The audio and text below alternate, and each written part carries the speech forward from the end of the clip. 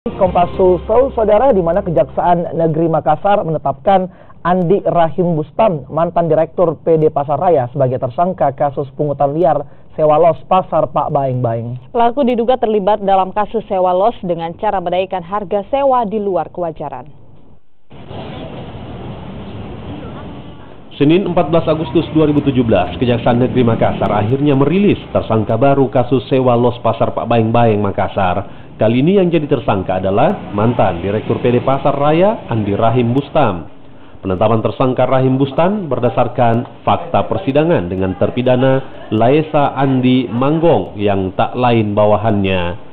Rahim Bustam disebut terlibat suap sewa los pasar yang seharusnya sewa los di kisaran 2 hingga 5 juta, namun dinaikkan menjadi 30 juta rupiah. Tim penyidik kami menetapkan tersangka atas perkara itu, ya, atas nama tersangka dengan inisialnya ARB. Karena tim penyidik telah menemukan 2 alat bukti yang cukup, ya, kurang-kurangnya 2 alat bukti sudah kami temukan, baik dari keterangan saksi maupun dari alat bukti lain seperti surat, ya, dokumen ataupun lainnya.